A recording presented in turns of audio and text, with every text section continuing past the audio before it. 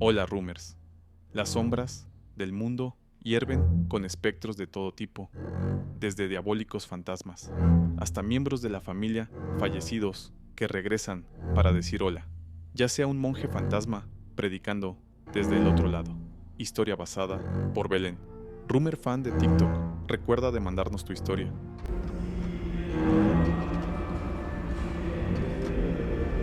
El monje de San Juan. Nuestra casa, en un tranquilo pueblo de Guanajuato, siempre había sido un refugio de paz, hasta que algo inesperado y perturbador comenzó a suceder. Todo empezó hace unos meses, cuando una presencia invisible, pero palpable, comenzó a manifestarse en nuestra vida cotidiana. Al principio, pensábamos que solo era nuestra imaginación, pero pronto nos dimos cuenta de que algo más estaba sucediendo. Esa presencia, que con el tiempo bautizamos como el monje de San Juan, se ha vuelto casi una figura familiar en nuestra vida, aunque cada vez más inquietante. El monje, a quien llamamos San Juan, comenzó a mostrarse en pequeñas maneras. Al principio, solo notábamos cosas extrañas, como objetos fuera de lugar o puertas que se cerraban solas. Sin embargo, pronto su presencia se hizo más evidente. Lo he visto en 3 ocasiones distintas, siempre en los momentos más inesperados. Mi esposo, David, lo ha visto una vez, y nuestra hija mayor, Adriana, también ha tenido un encuentro fugaz con él. Pero es nuestro hijo, Juan Pablo, de 13 años, quien lo ha visto más a menudo. Juan Pablo tiene síndrome de Down, y parece que eso lo hace más sensible a lo que sucede a su alrededor. Según él, el monje aparece en su habitación casi todas las noches, y aunque no le habla, siente su presencia como si fuera la de un amigo invisible. Las primeras noches en que notamos su presencia, escuchábamos sus pasos resonar en el pasillo y las escaleras. Eran pasos firmes, pero lentos.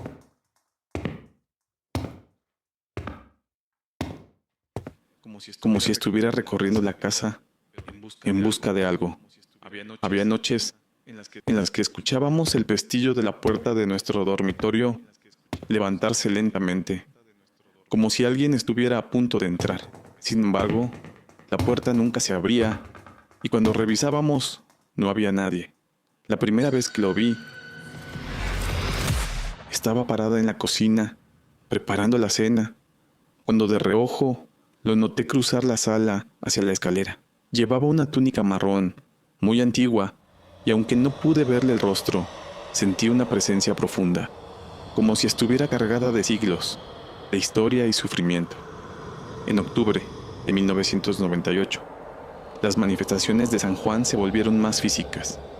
Una tarde, mientras limpiaba la sala de estar, noté una mancha en la repisa de la chimenea. Al principio pensé que era solo suciedad, pero al acercarme, vi que la mancha tenía la forma perfecta de una cruz. No era una simple mancha. Parecía haber sido quemada en la piedra, como si alguien la hubiera grabado allí. Esa noche, mientras cenábamos, sentí que el ambiente en la casa había cambiado. No era solo la presencia de la cruz lo que me inquietaba, sino la sensación de que estábamos siendo observados, de que algo más estaba sucediendo a nuestro alrededor. Unos meses después, durante las vacaciones de Año Nuevo, nos fuimos a visitar a la familia en otro estado. Cuando regresamos, lo que encontramos en nuestra sala de estar fue aún más perturbador. Había una palabra escrita en la pared, justo encima de la chimenea. Paz. Al principio no entendimos su significado, pero después de investigar, descubrimos que estaba escrita en latín antiguo. Fue solo la primera de muchas palabras que comenzaron a aparecer en las paredes de nuestra casa en las semanas siguientes. Todas estaban escritas en el mismo latín antiguo y tenían un tono religioso. Algunas aparecían lentamente, como si alguien las estuviera escribiendo en ese mismo momento, mientras que otras simplemente aparecían de un momento a otro. Como si siempre hubieran estado allí. Lo más desconcertante fue cuando comenzamos a notar que estas palabras no eran aleatorias, estaban organizadas de manera específica, como si alguien estuviera tratando de comunicarse con nosotros. Aparecieron palabras como salvación, perdón y peregrinación. Las palabras no solo estaban en las paredes, también comenzaron a aparecer en los muebles, en las ventanas y en el suelo. Cada vez que una nueva palabra aparecía, sentíamos un escalofrío recorrer la casa, como si el aire se volviera más pesado y denso. Juan Pablo, quien se había vuelto especialmente cercano al monje, comenzó a pasar más tiempo en su habitación. Un día, después de regresar de la escuela, subió corriendo para jugar con su Nintendo, algo que hacía todos los días. Sin embargo, esa tarde fue diferente.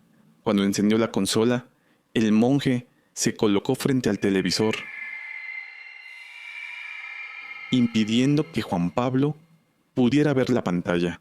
Mi hijo, molesto, intentó alejarlo, pero no pudo. Finalmente, Juan Pablo le pidió disculpas, y solo entonces el monje se movió, permitiendo que volviera a jugar.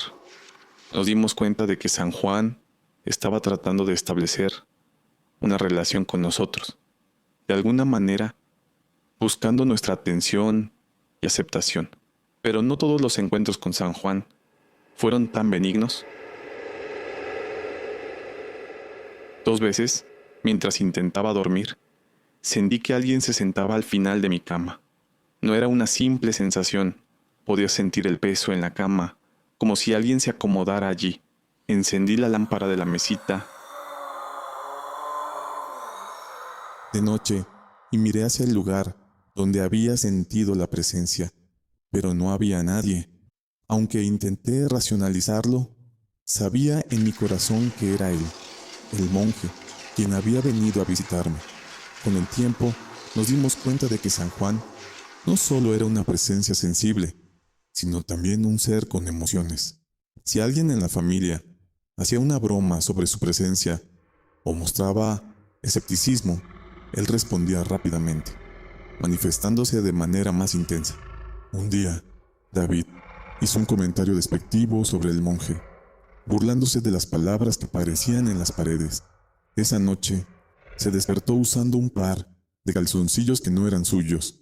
Lo más inquietante fue que sus boxers, los que se había puesto antes de dormir, estaban perfectamente doblados en el cajón de su ropa interior, como si alguien los hubiera colocado allí intencionalmente. En marzo de 1999, decidimos que era hora de buscar ayuda. Nos visitó un sensitivo de la Ciudad de México que aseguraba tener la capacidad de comunicarse con espíritus. Después de recorrer la casa y hacer algunas preguntas, el sensitivo nos dijo que el monje había sido un fraile franciscano que había muerto trágicamente en 1613. Según él, el monje había sido asesinado por un soldado en la orilla del río cercano y su espíritu había quedado atrapado, buscando redención. El sensitivo también nos dijo que San Juan estaba tratando de hacer algo bueno en el mundo y que había encontrado en nuestra familia una manera de lograrlo. El sensitivo realizó un dibujo automático del momento en que el monje fue asesinado. Mientras dibujaba, su mano se movía con una velocidad y precisión increíbles, como si estuviera poseído por la energía del monje. Al ver el dibujo, sentí un nudo en el estómago. La escena mostraba al monje de rodillas, rezando junto al río.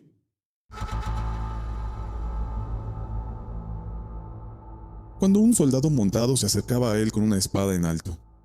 Aunque la imagen era solo un dibujo, podía sentir el dolor y la desesperación en los ojos del monje. A pesar de las explicaciones del sensitivo, seguimos siendo un poco escépticos. Sin embargo, no podemos negar que la presencia del monje es real y que ha dejado una marca en nuestra vida. Investigadores locales han descubierto que nuestra casa podría estar situada en lo que alguna vez fue una ruta de peregrinaje hacia un santuario perdido en la sierra de Guanajuato. Se especula que el monje podría haber venido de un antiguo convento en ruinas que se encuentra a pocos kilómetros de aquí. Lo más perturbador es que recientemente aparecieron nuevas palabras en las paredes de nuestra casa.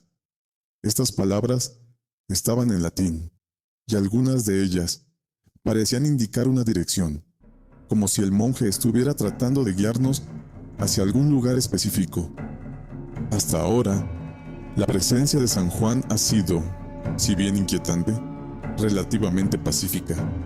Sin embargo, no podemos evitar sentir que algo está cambiando.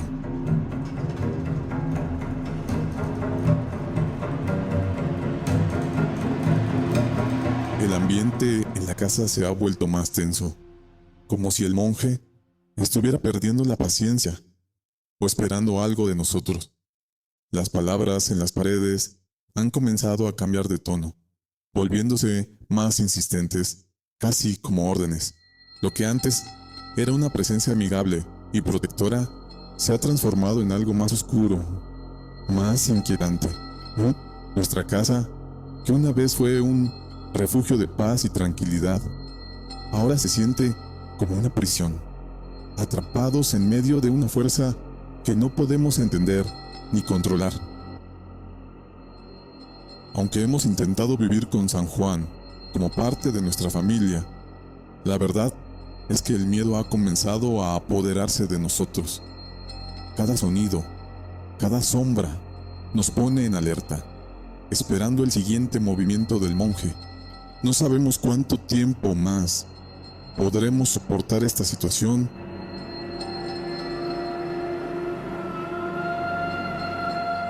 Antes de que algo más grave ocurra, hemos considerado la posibilidad de mudarnos, de dejar la casa atrás, pero algo nos detiene. Es como si el monje nos retuviera aquí, como si no quisiera que nos fuéramos hasta que haya cumplido su propósito. Lo único que podemos hacer es esperar y ver qué sucede, mientras tratamos de mantener nuestra vida lo más normal posible en medio de esta pesadilla.